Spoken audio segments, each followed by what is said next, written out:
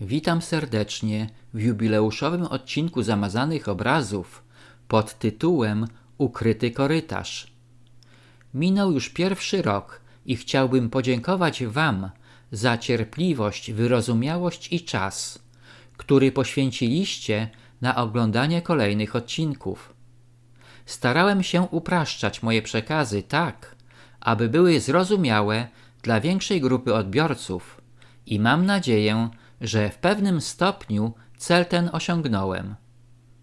Prawie wszystkie filmy, które powstały do tej pory, znajdują się na kanale Zamazane Obrazy na YouTubie, ale część z nich można oglądać również na Xie czy platformie Rumble.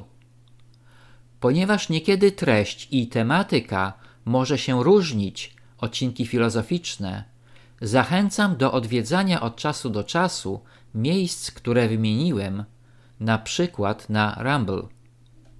Niezależnie od tego, historia jest podstawą i to ona prowadzi mnie jak ślepca w labiryncie naszej rzeczywistości. Jestem przekonany, że w końcu dotrę do tego ukrytego korytarza, prowadzącego do wrót prawdy. Co więcej, wiem, że za tymi wrotami znajdę odpowiedzi na postawione wcześniej pytania: kto, kiedy i dlaczego. Poszukiwanie prawdy nie jest proste i po drodze napotykam wielu fałszywych przewodników oferujących swojej wątpliwej jakości usługi.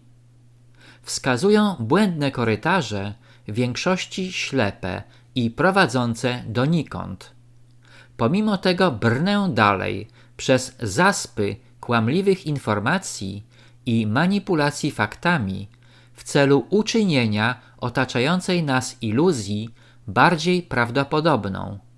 Chociaż nie jest, nie była i nie będzie prawdziwa, dopóki nie zrzucimy maski ukrywającej jej prawdziwe oblicze. Jeśli chodzi o fałszywych przewodników, przypomina mi się zdarzenie sprzed ponad 50 lat, kiedy wybrałem się z kolegą na wyprawę w góry. Wszystko działo się w baśniowym krajobrazie Kotliny Kłodzkiej. Będąc po raz pierwszy w górach, zapragnęliśmy po nich pochodzić, zwiedzić ciekawe miejsca i nacieszyć się górskimi widokami.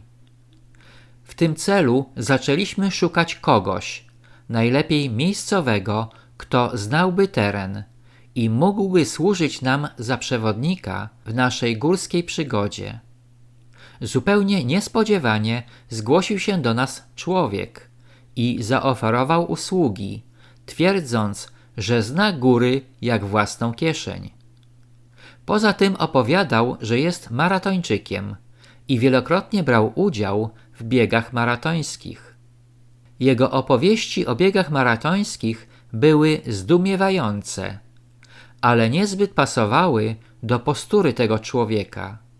Przede wszystkim był nadzwyczaj szczupły, żeby nie powiedzieć chudy, i trochę wątpiłem w jego możliwości fizyczne.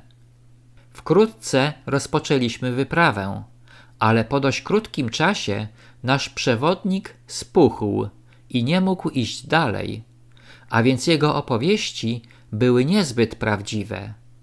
Poza tym nie bardzo orientował się w terenie i trzeba było pytać miejscowych o drogę.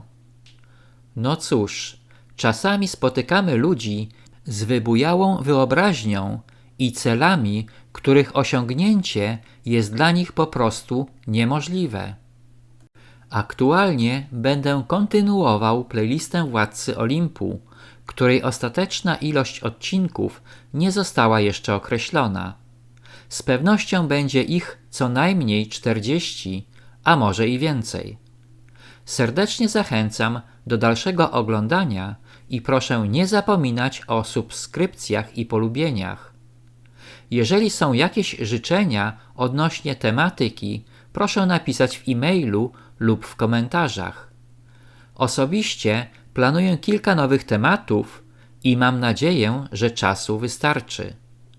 Serdecznie pozdrawiam wszystkich subskrybentów, jak również nowych widzów, którzy dopiero odkrywają, co dzieje się w zamazanych obrazach. Odcinek ten umieszczam w playliście zerowej Droga w labiryncie.